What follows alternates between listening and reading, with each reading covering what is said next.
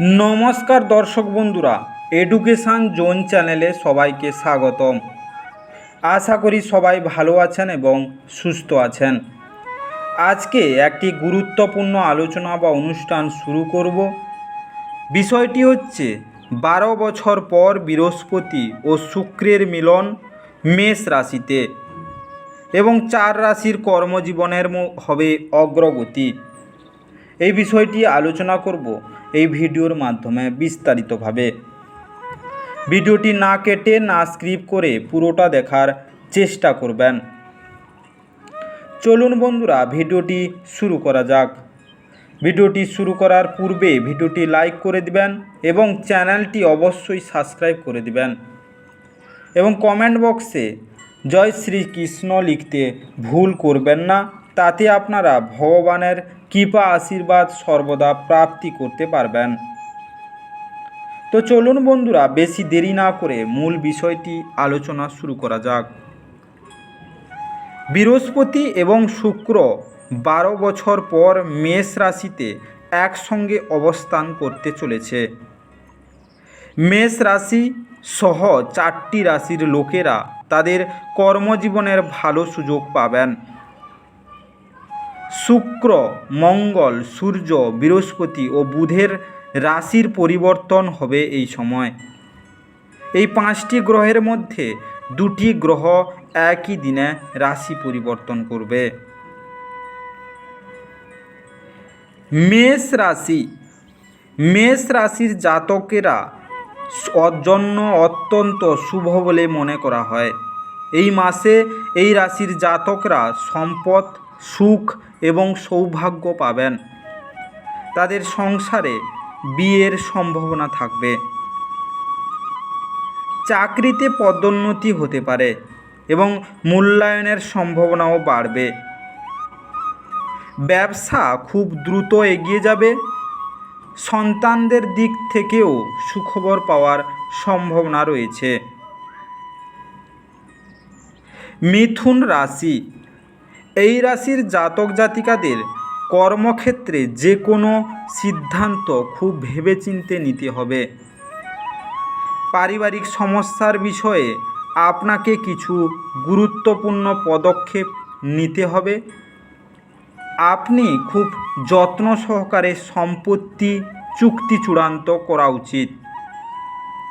এরা স্থাবর এবং অস্থাবর দিকগুলি স্বাধীনভাবে পরীক্ষা করুন এবং কর্মক্ষেত্রে কিছু করার জন্য প্রশংসা পেতে পারেন। আজকে আপনার মা আপনার সাথে কোনো গুরুত্বপূর্ণ বিষয়ে কথা বলতে পারেন। কাউকে জিজ্ঞাসা না করে উপদেশ দেওয়া উচিত নয়।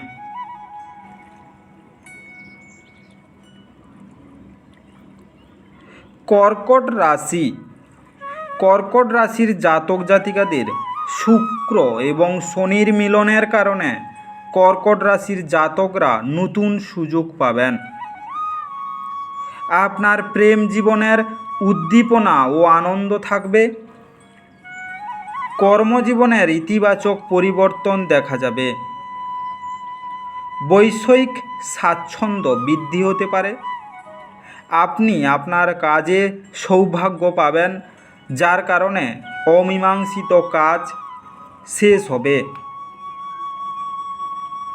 সমাজে সম্মান ও খ্যাতি পাবেন। কর্ম ও ব্যক্তিগত জীবনে শান্তি ও উন্নতির সম্ভাবনা রয়েছে। তুলা রাশি, এই রাশির জাতক জাতিকাদের দিনটি খুবই ফলদায়ক হতে চলেছে। শিক্ষার্থীদের জন্য আজ বাদ দিয়ে পড়াশোনার জন্য পর্যাপ্ত সময় বের করা উচিত। আজকে কোনো ধর্মীয় অনুষ্ঠানে অংশ নেবেন। কিছু সম্পত্তি ক্রয় করা আপনার জন্য ভালো হবে। কারোর কাছে দাবি করে গাড়ি চালাবেন না। আপনি যদি আপনার স্ত্রীর কাছ থেকে কিছু গোপন রাখেন তবে তা পরে ঝগড়ার কারণ হতে পারে। আপনার সন্তান আপনার দেওয়ার দায়িত্ব যথাসময়ে পালন করবে।